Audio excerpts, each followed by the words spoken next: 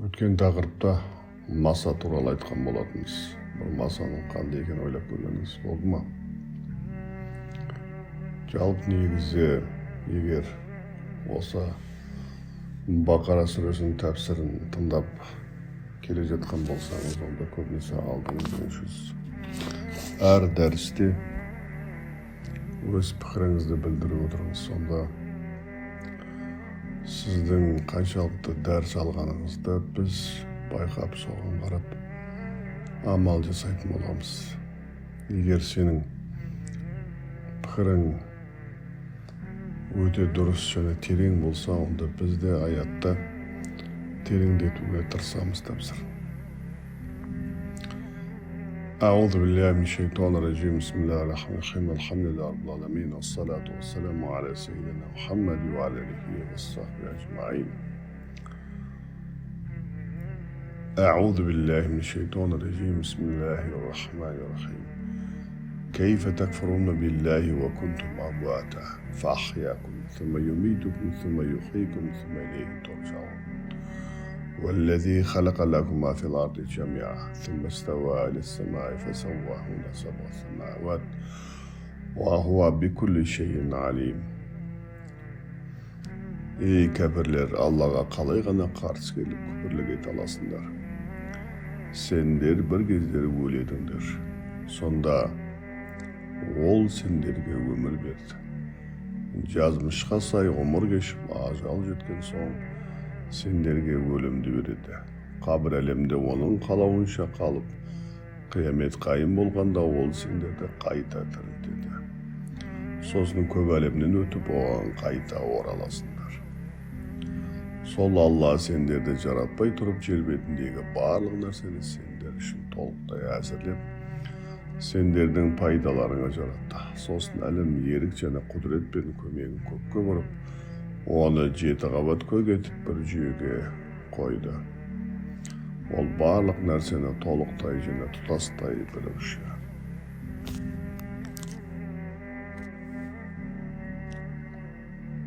Хақ тағала жоғарыда пасықтар мен кәпірлердің жалпы хал ахуалын баян еткеннен кейін, кәпірлерге тікелей бұрылып, олардан қай жүздер мен нендей себептермен Құдайды жоққа шығарып тұрғандарын сұрап, кінәлап өзінің хақ рас екендігін жер мен көктен және адамнан өз жаратылысынан дәлелдер келтіріп алдына жайып салады. Кейфе такфуруна биллах,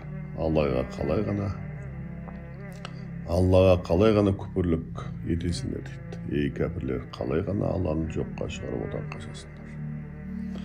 Аз ғана санал болған бір пенде қайтып қана осындай ой түйе алмақ. Ва кунтум амуата, сендер бір кездері өлетіңдер.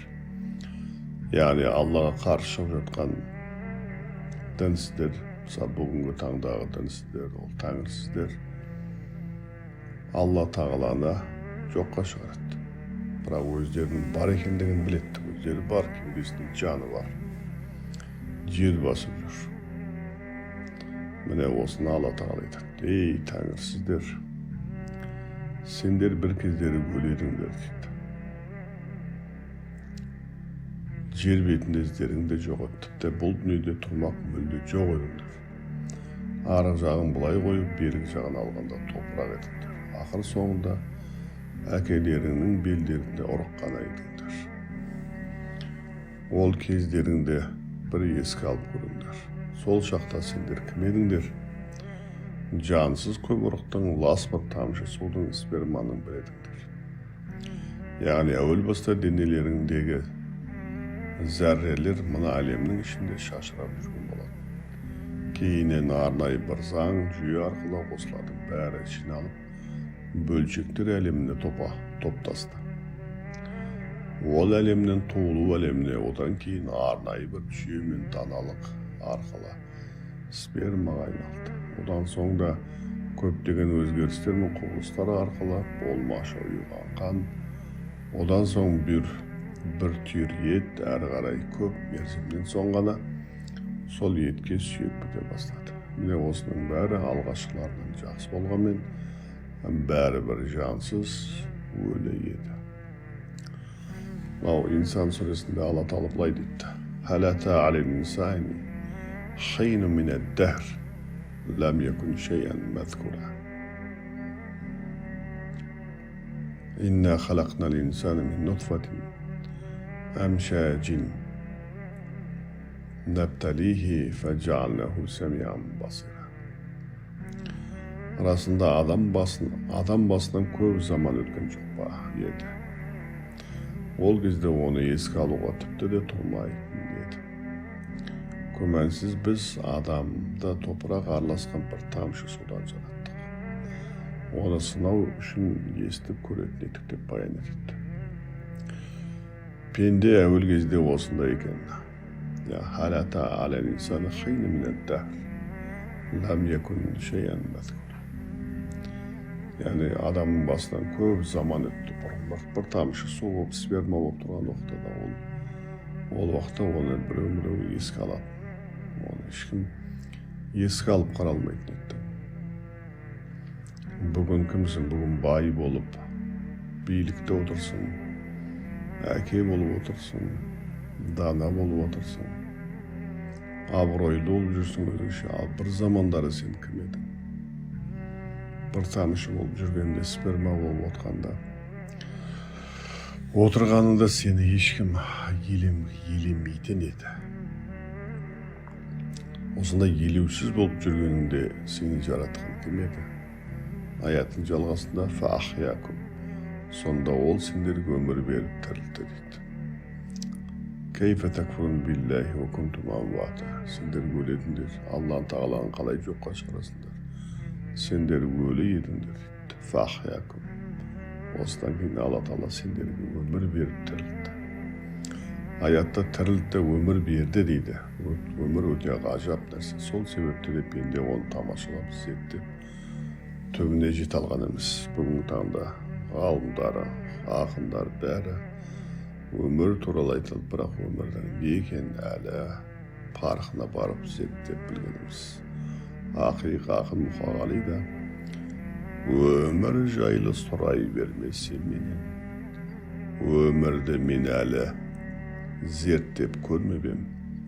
Өмір жайлы білгің келсе қартқа бар, қан майданнан жалаусыз ұлы келмеген жесір келін бірде бала көрмегенде өмірді қанша зерттесе де түсіне алмағандығын, бірақ оның сарқылмас қазынадай ғажаптылығынан сыр тартады. Адамда өмір болмаса, онда бәрі бекершілік еді. Ендеше сол өмір деген не екенін қысқаша баян ете келейік ағайын. Бірінші, өмір мына жаратылыс әлемінің ең маңызды мақсаты мен мәні. Ғаламның жаратылысы Алланың танылуы. Ал оны ақыл иелері ғана тани алады. Сол үшін оған өмір қажет. Екінші, өмір әлемнің ең үлкен нәтижесі. Күнде мына сансыз галактикаларда, тіпті атомдардың бар болуы мен қызметінің діттеген мақсаты өмірдің болуына арқау болу. Жаратылыстың қайнары өмір деген, болмысқа мән беретін, жансызға жан беретін осы өмір. Төртінші, өмір жаратылыстың ең ғажап һәм ең тәтті жемісі. Жаратылыста мың сан түрлі жемістері бар. Алма ағаш десек, ғұмыр соның жесе тәбеті тыйылмас ең тәтті, әрі көрсе көз таймас ең әсем мевасы. Дінсіздерден де сұрайтын болсаң, 1000 жыл бақытты өмір сүресің, бай боласың. Бірақ 1000 жылдан кейін жоғалып жоқтыққа кетесің. Не болмаса 1000 жыл бақытсыз өмір сүресің, бірақ ары қарай тірі боласың. Бірақ ол уақытта да бақытсыз боласың десе, олар тірі болайын деуші еді. Дінсіздерді, тәңірсіздерді бақытсыз ететін, бұл өмірден кейін қайта өмір жоқ деген олардың ойлары. Алла осындай өмірді пендеге нәсіп етті. Сол арқылы пенде ойлана алатын, жүре алатын жағдайға жетті. Бірақ кәпір ынсапсыздан осы өмірді өзіндікі де ойлайды. Ол қайдан жасап, кімнен сұрап, қалай жасап алды, оның жағын ойламайды. Күнделікті тіршілікте айтуға тұрмайтын бір тірлікшінің өзіндей пенделерге басырып жалынышты болады да, өмірді беріп жоқтан бар еткен бір жаратушыға қарсы келіп нәсіп еткенін мойындай алмайды. Егер ол аманат емес, өзінікі болса, мәңгі бақи қалмай ма? Өмірдің өзінікі болмағанының бір дәлелі, сол өмірдің иесінің қашан алып кететінін білмей дал болуға. Тіпті олардың кейбірі өмірді табиғат берді дейді. Соқыр, мылқау, саңырау, жансыз, санасыз табиғат өзінде же өмірді адамға қалай қиып береді, бір ойланып көрмей ме? Құрметті ағайын, ғұмыр Алланың берген аманат болған соң, ол кез келген уақытта алып қоймақ. Адам 50-100-ге келем, 90 жасайым дейді, бірақ оны өзінің қаншалықты ғұмыр кешетінін біле алмайды. Қаншама адамдар бар, тірі жүргенін көресің, бір қарайсың, өмірден өтіп кеткен.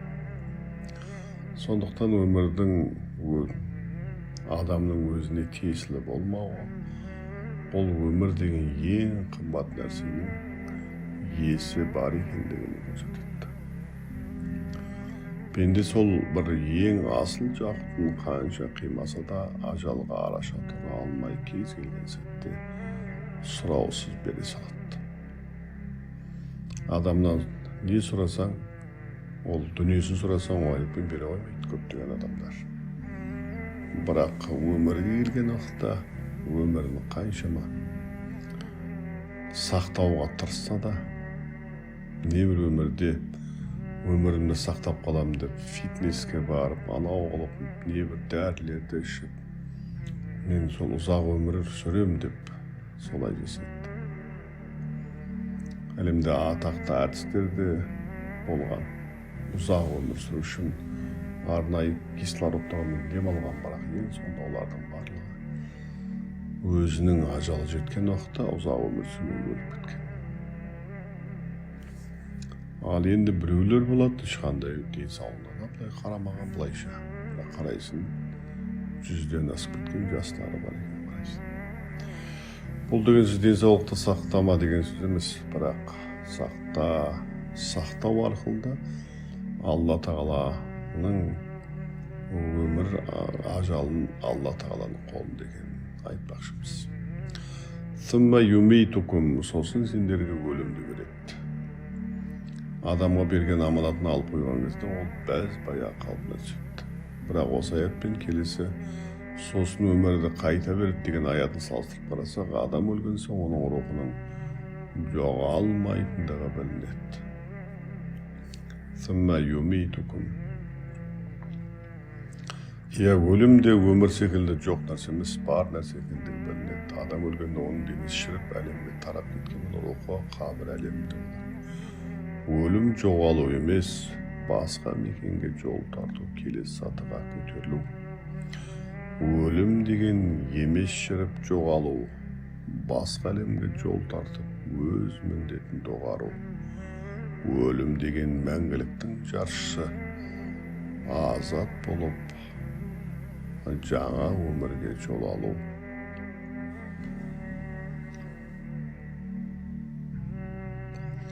Өлім деген емес шіріп жоғалу, басқа әлемге жол тартып, өз міндетін доғару. Өлім деген мәңгіліктің жаршысы, азат болып, жаңа өмірге жол алу. Яғни өмір деген ол, өлім деген бір өліп қалып жоғалып кету деген сөз емес. Әлгі молдалар бәрімізде осы қабірге барамыз дейді. Ол қабірде ол 4-5 қабірде айтқан жоқ. Қабір деген келесі бір әлем, қалайша бала ананың құрсағынан жаңа өмірге келеді. Дәл сол секілді де біз қабір әлеміне барған уақытта бұл өмірден әлдеқайда үлкендігін байқаймыз. Ол жақта да өмір бар екендігін байқаймыз. Ол өмірдің басқа бір жоғарғы белесі. Сумма юхийкум, сосын ол сендерді қайта тірілтеді. Алла Тағала адамзатты қайта жан бітіріп, мақшарда қайта тірілтеді. Яғни денесін қайтадан береді. Адамнан қайта тірілуіне дәлел оның бұл өмірде тірі жүріп өмірі болуы. Өмірді алғаш бергенге қайта беру ауыр соқпайды. Әйтсе де Алла үшін алғаш жарату мен қайта жарату бірдей. Дене шіріп жоғалғанмен пайғамбарымыз хадисінде айтылғандай адам денесіндегі ажбу зәмб деген бір ұрық жоғалмайды. Бүгін оны ғалымдар дәлелдеген. Ал сол ұрық пен дәннен адамды қайта жаратады. Бейне бір көктемді қайта жаратқаны секілді. Мысалында көктемде күзде барып алманың дәндері жерге түседі, шіріп жоғалып кетеді, бірақ көктемде қайта көгереді. Дәл сол секілді адам баласы да мақшар деген көктемде қайта тіріледі. Бейне бір көктемді қайта жаратқан секілді. Мынау жаратылыстағы тіршіліктің көктемі, өсімдіктердің, шөптердің көктемі, ол көктем кәдімгі. Енді ал адамның көктемі ол мақшарда болмақ. Бұлай деп өлең қылсақ болады. Күмәнданба, әлгі өлеңін жалғасын айтсақ болады. Бір кездері жазған өлеңім жетті.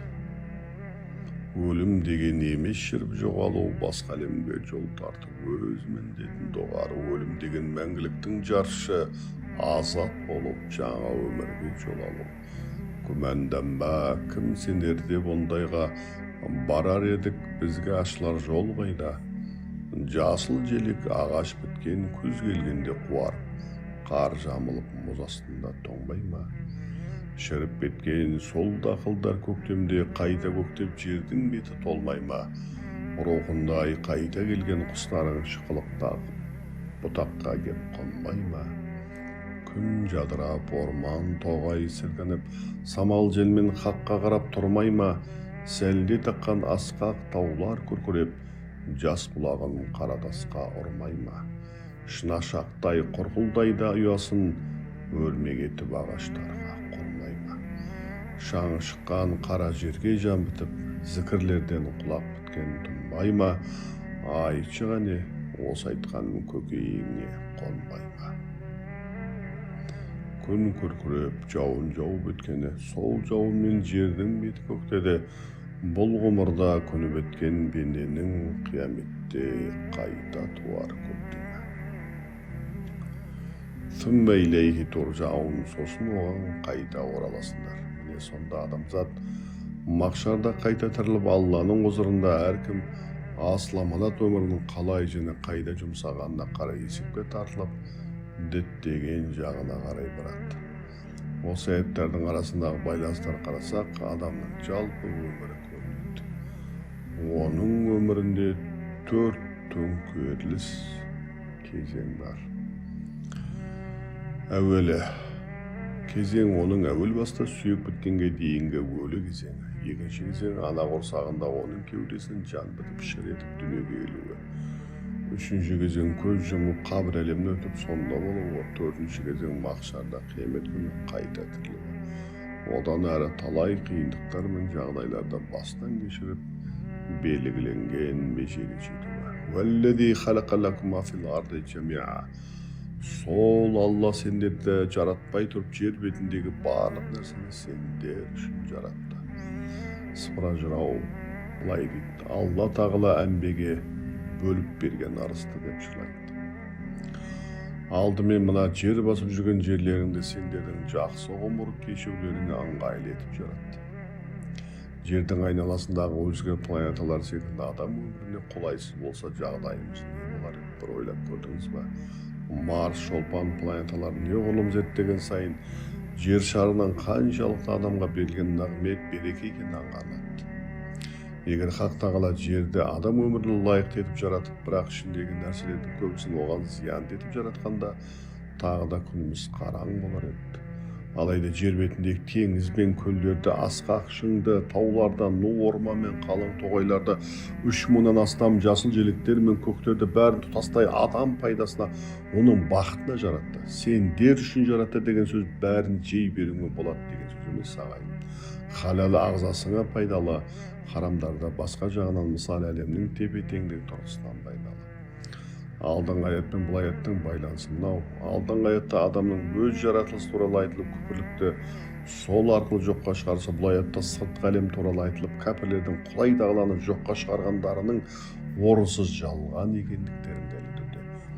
Әм кәпірлердің адам деген кездейсоқ жаратылған аң секілді, бірақ олардан айырмашылығы санасының болуында, әйтсе де оның қадір қасиеті жоқ деген түсініктеріне бұл аятта да жер және оның ішіндегілер тіпті көктер де оның үшін, адам үшін жаратылғанын айтып дәлелдейді. Егер адам жаратылған болып басқа мақлұқтан айырмашылық жоқ қадірсіз болғанда, жер мен көкті сол үшін жаратып, ол екеуін оған бағындырмайды еді. Әрі егер адамның жер бетінде ешбір қадір қасиеті болмағанда, ол жер бетіндегі тіршілік үшін жаратылған болар еді де, аң мен құс оны аулап өз игілігіне жаратар еді. Онда біз баяғы динозаврлар заманы секілді қазір жүретінік. Пәлен адам қайда дегенде, оны анау кім үлкен бір құс алып кетті, үлкен самұрық құс алып жеп кетті, динозавр жеп кетті, анау болып кетті, мынау болып кетті деп, қор болып кетті деп. Бірақ Құдай тағала ондай адам баласын қор қылған жоқ өйтіп. Адам баласын олай қор қылып жасаған жоқ. Алайда жалпы көрініс керісінше болғанына қарағанда, оның бәрі адам үшін жаратылған. Ал бұл оның Алланың алдында қадірлі болғандығына ишарат. Осының бір дінсіздер ойлап көрмей ме? Тіпті барлық тіршілік иесінің жер бетінің тепе-теңдігін сақтауда рөл атқарып, ал ең үлкен тіршілік иесі адамның сол тепе-теңдікте ешбір қатысы болмауы, адамның олардан ерекше және бұл дүниеде қонақ етіп жаратылғандығының дәлелі болмақ. Жер бетінде барлық тіршілік иелері адамнан басқа жер бетінің тепе-теңдігін сақтайтын сіз жақсы білесіз. Ал адам ғана жер бетінің тепе-теңдігіне ешқандай қатысы жоқ. Енді осындай бір адам жер бетінде өмір сүріп жатса, көшеде кетіп бара жатып, баласын бір динозавр сияқты жаратылған нәрселер жеп кетіп жатса, ол сияқты адамдардың бәрін қамап, сойып, кесіп жататын болса, онда адам өзін айтатын еді, айтуына болар еді. Ал бірақ адамды Алла тағала олай жасаған жоқ қой. Керісінше, мынау жер тұрмақ, 7 қабат аспанды Алла тағала адамға бағындырып қойғызды. Ендеше үшін адам баласы жаратушыға бас иіп рахмет айтып шүкір етуге тиіс. Ол не? Ол құлшылық. Я әлем адам үшін, адам да Аллаға ғибадат ету үшін жаратылған. Өзге жаратылыс пен тіршілік иесінің қадірі адамға қызмет етуде. Адамның қадірі де Аллаға құлшылық етуде. Пенденің қадір қасиеті мен парасаттылығы тақуалығының өлшеуінің сыры осында жатпақ.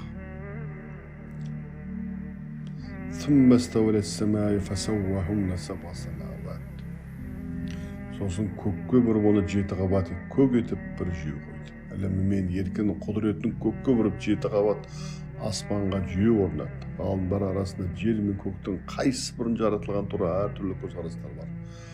Хазірет Ибн Аббас алдымен жер 2 күнде, сосын көк 2 күнде, одан кейін ішінде ризықтар 2 күнде жаратылған айтса, Хасан мен Мужахид жер мен оның бетіндегілер 4 күнде, ал содан соң көк 2 күнде жаратылғанын алға тартады. Уахуа бикулли шейін алим.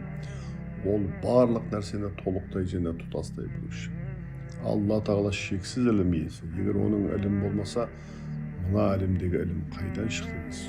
Жер мен көктің жаратылуы және адамның да саналығы мен даралығы, осының бәрі шексіз бір ілім иесінен екендігін дәлелі. Ілім бар жерде сол ілімнің иесі ғалым да бар деген сөз. Және аяттың ең соңында алим деп аяқтауында ғажап сырлар бар. Оның бірі де жер мен көктің және адамның жаратылысын баяндаған соң, Хақ тағала адамзатты сол ілімді білуге шақыруда. Ол ілімдер қандай ілімдер? Физика, математика, биология, тағы басқа жаратылыс ілімдері. Мұндай ілімдерді терең білген адамдардың әлемді жаратқан біреу бар екендігін мойындамау мүмкін еместігін ишарат етеді. Яғни бір ғалым адам ғалым болып тұрып Алланы мойындауы беймүмкін. Бір үлкен бір ғалымның кітабын оқып отырып, содан ілім алып ғалым боласында, ол кітапты жазған ғалымды мойындамай, кітап өзінен жазылған деп айтуы, ол ғалымның нағыз ақмақ екендігін көрсетеді. Хақ тағала ілімге шақырып қана қоймай, жалпы адамның жаратылысы осы ілімді тану екендігін айтады. Ал бүгінде көптеген мұсылмандар қайда сандалып жүр? қысқа балақты әңгіме қылады, бір тұтам сақалды әңгіме қылады. Осының барлығын бір адамның бір жаратылысына келіп тіреп қояды. Ал Алла тағала не дейді? Бүгінгі көптеген мұсылмандар не дейді? Бір ойлап осыны қарадыңыз ба? Мұсылмандар қай жақта жүр? Алла тағаланың ілімі, Алла тағаланың жолы қай жақта жүр? Екеуі екі басқа жаққа қарай кеткен. Бүгінде осы әлемнің барлығын біздің кәпір деп одан қашқандарымыздың қолында кетті. Үйте онда да біз ұялмай олардың жасаған мәшинесін, көлігін ұялмай мініп аламыз. Мініп алып оларды кәпір деп жаңағындай бір төмен санаптың аяққа таптаймыз. Керісінше олардың аяғының астында тапталып жүргенімізде шаруамыз жоқ. Және адам әу баста адам болып жаратылғаннан бастап ілімге құштар болғандығын, сол себепті адамзаттың атасы Адам ата Хақ тағаланың үйретуімен үйренген ілім арқылы күллі періштелер өзіне сәжде ететіндей дәрежеге жеткендігін баяндап, адамзатты зиялылыққа насихаттайды. Ал біз зиялылығымыз зияндыққа насихаттап жүрміз, бір-біріміз жамағатқа бөлінеміз. Ұру былай қойғанда, осылайша біз өз-өзімізді мұсылман дейміз, қаттылық жасаймыз. Сөйтіп, жылы сөйлесе жылан іннен шығады, қатты сөйлесе мұсылман діннен шығады деп, көптеген қатты айтып, шешеге тіл тигізіп, анаға тіл тигізіп, сөйтіп мұсылмандарды діннен бездіреді. Я, құрметті ағайын, Құранда аятта айтады, уайна тасауын дейді, қайда сандалып лағып бара жатсыңдар дейді. Адам ата Хақ тағаланың үйретуімен үйренген ілім арқылы күллі періштелерді өзіне сәжде ететіндей дәрежеге жеткізгендігін баяндап, адамзатты зиялылыққа насихаттайды. Өйткені көзі білмейтін, көзі ашық адамның Алланы танымайтындай көр соқыр болуы мүмкін. Соны таныту үшін де келесі аяттарда Хазіреті атаның қасиеті арқылы жалпы адамзаттың қасиетіне назар салдыртады. Ендеше сол қасиеттерге назар аударалық ағайын. Енді Алла тағала Адам ата туралы, Адам атаның қасиеті қандай болғандығын туралы айтады. Осы арқылы білсек, біз өзімізде қандай қасиетіміздің бар екенін білетін боламыз. Ол енді келесі аятта Алла бұйыртса айтамыз. Және сөз соңында айтарымыз, аятқа байланысты басқа да пікірлеріңіз болса, міндетті түрде пікір білдіріп кетіңіздер. Пікір бөлісейік ағайын. Алхамдулиллахи раббил аламин, ассалату вассаламу аля сейдина Мухаммад ва аля алихи ва сахбихи ажмаин.